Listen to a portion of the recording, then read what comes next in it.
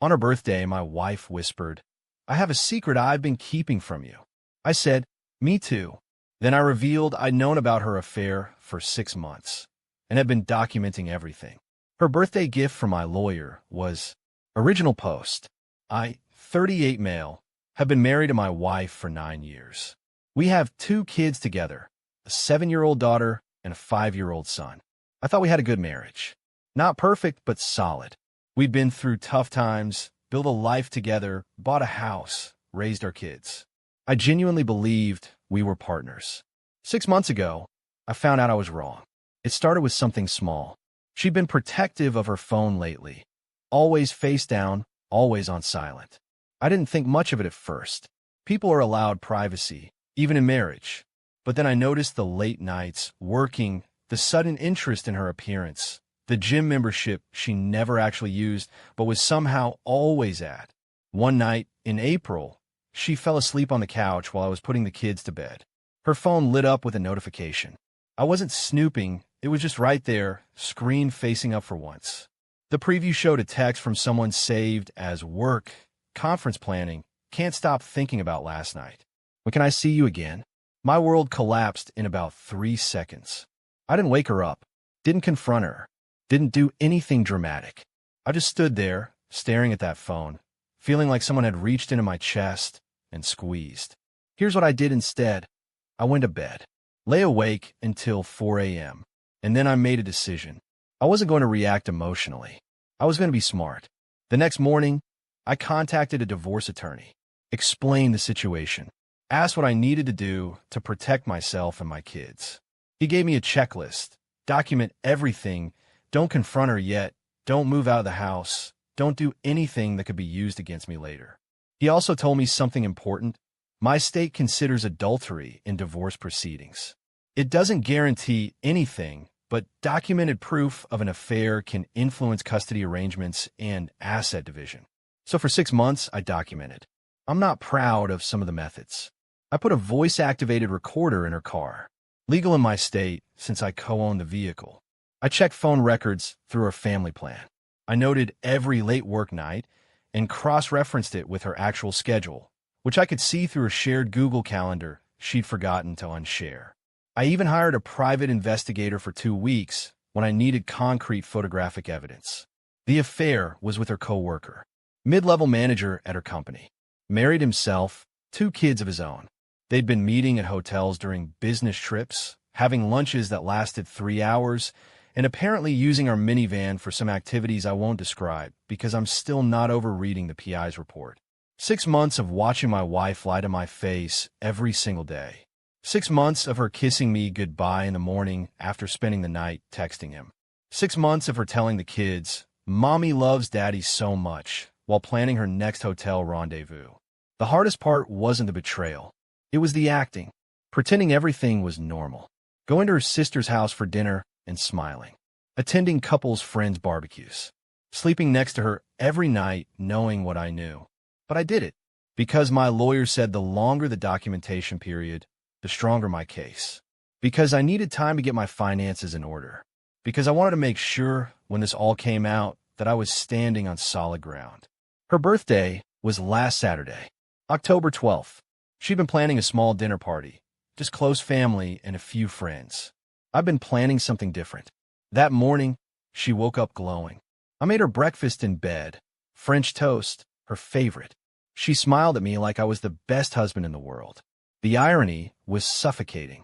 "I have a secret I've been keeping from you," she whispered after the kids ran off to play. She had this nervous, excited look on her face. My heart actually stopped for a second. I thought, maybe she's going to confess. Maybe this is where she comes clean and we can actually have an honest conversation. "Me too," I said. She laughed. "You first." "No, you." She took a breath. "I got promoted. They're making me regional director. It comes with a huge raise and—" She paused, building the drama. A corner office. Not a confession. A celebration of her career advancement. The career she'd been building, while also building a relationship with her coworker. The promotion she probably earned, at least partially, by being so close to the decision-makers in her department. "Congratulations," I said, keeping my voice steady. That's huge. Now what's your secret? I reached over my nightstand and pulled out a manila envelope. Handed it to her. What's this? Your birthday present. From my lawyer.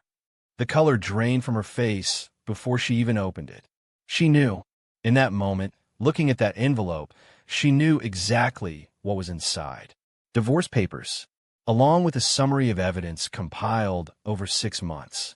Timestamped photos, phone records, hotel receipts found in her business expense folder, a statement from the private investigator. Everything organized, documented, and devastating. Happy birthday, I said. Then I got up and went to check on the kids. The party that evening did not happen as planned.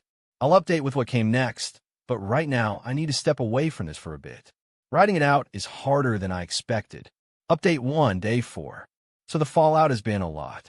Let me walk through what happened after I handed her those papers. She didn't cry at first, just sat there on the bed, flipping through the documentation, her face cycling through shock, fear, and this is the part that still gets me, anger. Not guilt, not remorse, anger. You've been spying on me? I've been documenting your affair.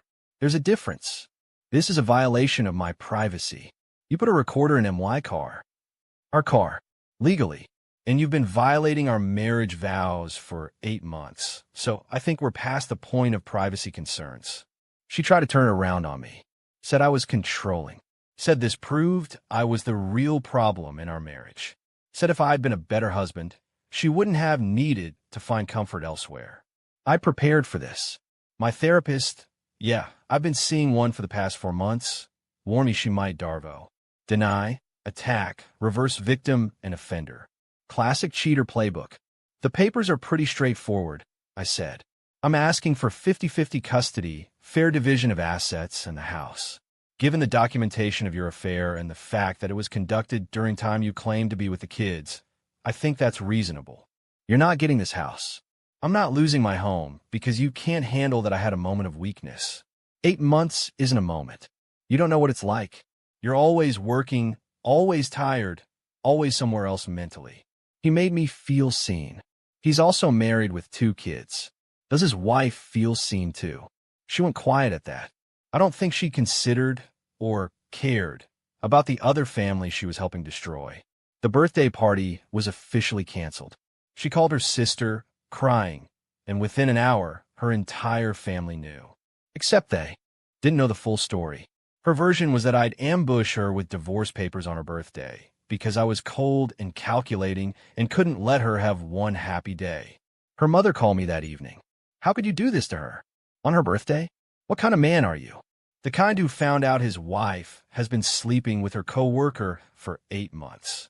Did she mention that part? Silence. Then, that's not what she said. I'm sure it isn't. Her family's attitude shifted after that. Not completely. Blood is thicker than truth for some people, but enough that the unified front against me started showing cracks. Day 2, she tried a different approach. Came to me crying, apologizing, begging for another chance. Said she'd end it with the affair partner immediately, so we could go to counseling. Said she'd do anything. You've had 8 months to make a different choice, I said. You made the same choice every single day. I'm not interested in being your backup plan after you got caught. I love you. I love our family. Please don't destroy everything because I made a mistake. You didn't make a mistake. You made hundreds of decisions. Every text, every hotel booking, every lie. Those aren't mistakes. Those are choices. She left the room sobbing. Part of me felt like a monster.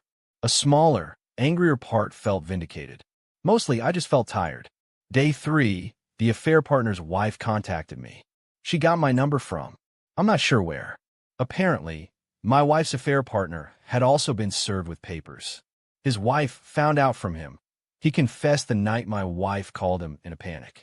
I just wanted to thank you, she said, her voice hollow, for telling me, in a roundabout way.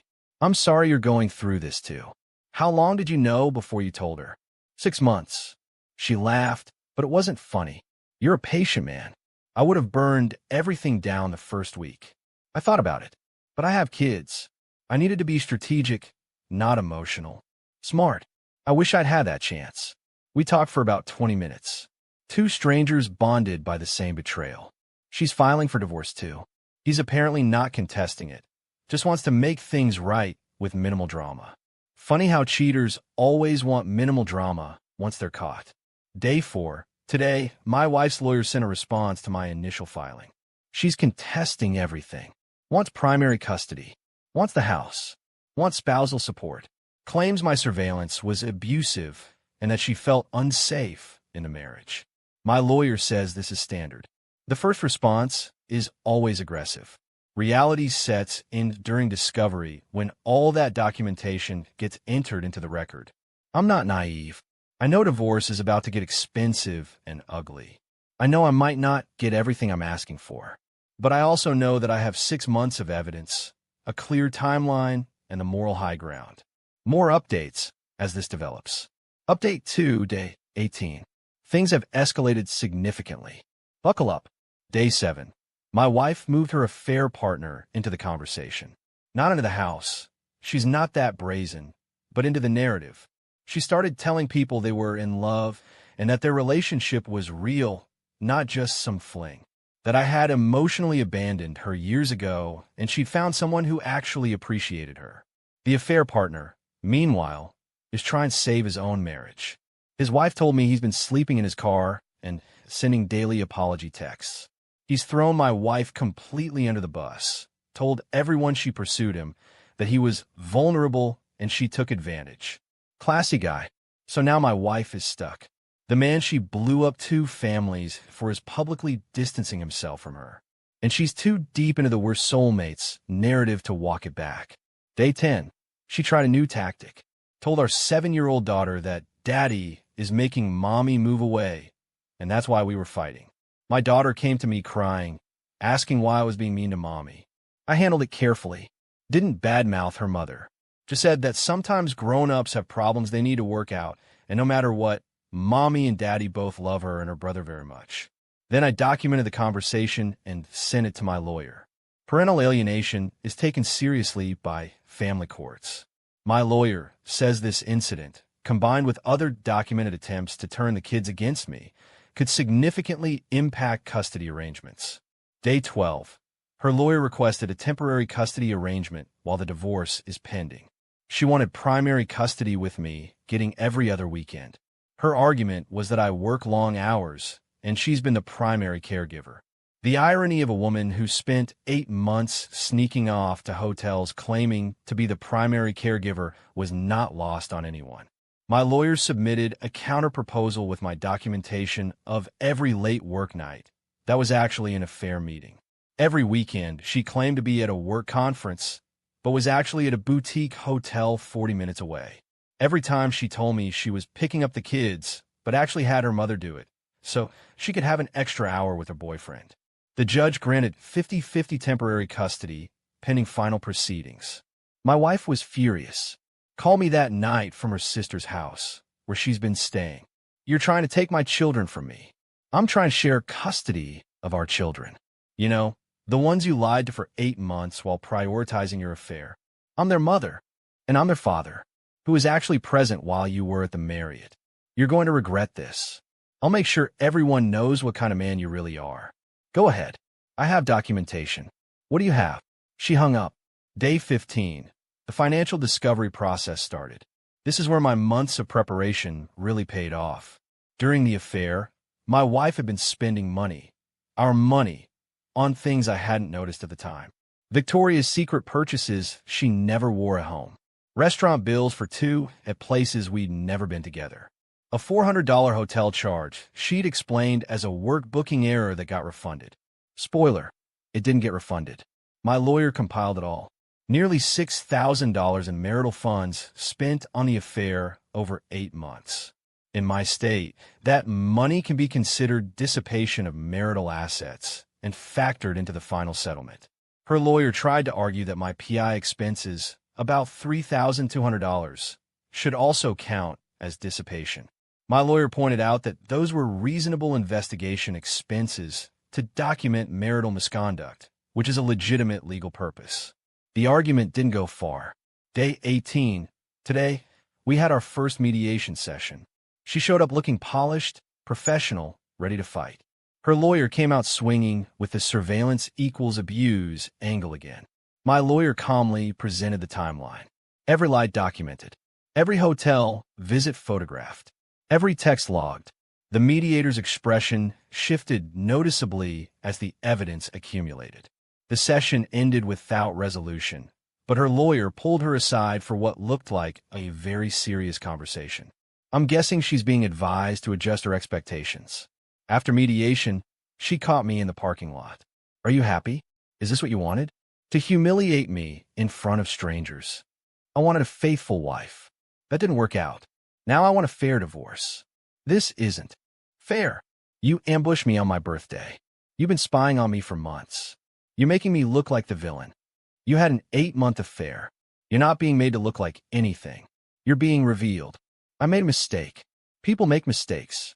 Why can't you just forgive me and move on? Because you're not sorry you did it. You're sorry you got caught. Those are different things. She didn't have a response to that. Just got in her car and left. I'm meeting with my lawyer next week to discuss settlement options. I'll update when there's more to report. Update 3. Final, day 45. It's done. Divorce finalized yesterday. Here's how it ended. After the first mediation, her lawyer apparently had a come-to-Jesus conversation with her about the strength of my evidence. The surveillance equals abuse argument wasn't going anywhere. The documented affair, the financial dissipation, the parental alienation attempt, it all added up to a very weak position for her. Day 25, she made a settlement offer. Wanted 60-40 custody in her favor, the house, and $2,000 monthly in spousal support for 5 years. My lawyer laughed out loud when she read it. We countered, 50-50 custody, I keep the house and buy out her equity stake, no spousal support since she makes nearly the same salary I do, and she reimburses half the documented affair expenses from her share of marital assets. She rejected it, called me vindictive and punitive. Day 30, second mediation. Her affair partner's divorce had finalized by then. He got wrecked, lost his house, only sees his kids every other weekend, paying significant spousal support. His wife had hired a shark of a lawyer and showed no mercy. I think that scared my wife. She realized this could go very badly for her if we went to trial. Day 35, new settlement offer from her side. 50-50 custody. She gets to keep her retirement accounts. I keep the house and buy out her equity. No spousal support either direction. We split remaining assets down the middle. It wasn't everything I wanted. I still think she should have had to reimburse the affair expenses. But my lawyer pointed out that we'd already be spending another $15,000 to $20,000 in legal fees if we went to trial, with no guarantee of a significantly better outcome. I took the deal. Day 45, yesterday, we signed the final papers. 9 years of marriage, 2 kids, 1 house, 8 months of betrayal, and 6 months of documentation, all reduced to signatures on a legal document. She didn't look at me during the signing. Afterward, when her lawyer stepped out, she said, I hope you're satisfied. Satisfied isn't the word I'd use. Then what? Done. I'm done. I never wanted this. I never wanted to hurt you. And yet you chose to hurt me every single day for 8 months. Funny how that works. You'll never understand what I was going through. You're right. I won't, because I wouldn't have done what you did. When things got hard, I showed up for our family. You showed up for hotel rooms.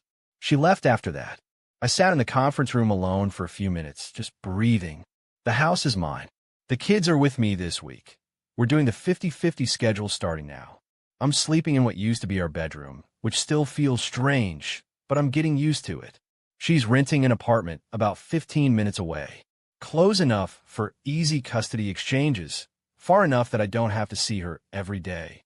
We communicate only through a co-parenting app that timestamps everything. My lawyer's recommendation. The affair partner, from what I've heard through the grapevine, moved out of state. His ex-wife got the house in primary custody. He and my wife don't talk anymore. Apparently soulmates is a lot less appealing when it comes with child support payments and a 1-bedroom apartment. My kids are adjusting. They don't understand everything yet, and I'm not going to explain it until they're older. For now, they just know that mommy and daddy aren't living together anymore, but both love them very much. That's enough for now. As for me, I'm tired. Relieved, but tired.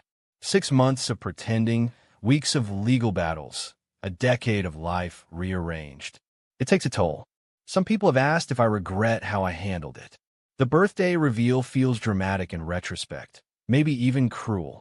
But honestly, she'd been lying to my face for 8 months while I made her breakfast and helped with the kids and played the role of devoted husband. She'd been planning her birthday celebration while texting another man. The reveal wasn't about cruelty. It was about symmetry. She wanted to celebrate? Fine. I gave her something to remember. I don't feel victorious. I don't feel like I won. Divorce isn't winning. It's just ending. But I feel like I handled an impossible situation with as much strategic thinking as I could manage. I protected my kids. I protected my assets. I got out with my self-respect intact. That's gonna have to be enough. Thanks for reading, everyone.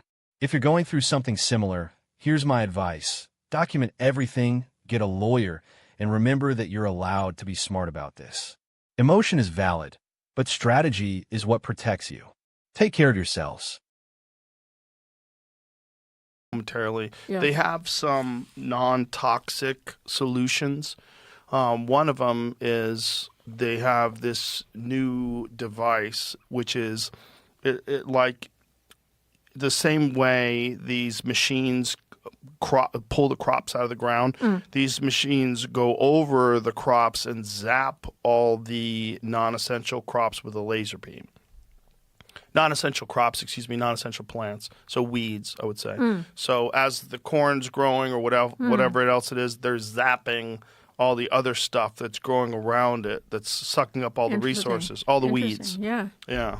That sounds like a good step. That's a great step. Because it minimizes the use of pesticides. Exactly. Yeah. And I asked, does it have any residual effect on the food? He said, no. Well, that's great. But then, farmers, one of the big problems is they're already barely making money. Yeah. So if you now require them to spend, X amount of dollars on some gigantic weed zapping laser that has to cover who knows how many acres, they're running these I'm sure you're aware, but monocrop agriculture, for people who've never seen, some of these places that grow corn and wheat, you're talking about these massive pieces of land that only grow one thing, which in nature doesn't exist. Right. So, of course, nature wants to rectify that. Nature's like, why is there only wheat here? You need weeds. And so, birds drop seeds, all these seeds fly in the wind, and then all these things grow. So you're going to have to get these machines that are capable of traveling over all of those crops and zapping out all the weeds.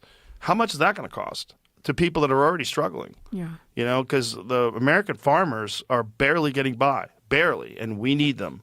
And, the last thing you want to do is burden them with another cost. But also, the use of, especially when it comes to things like wheat, because they're using it after they harvest the wheat to dry it out quicker so that it doesn't grow mold on it. That's why they're using glyphosate. So it's not even as a pesticide. Mm-hmm.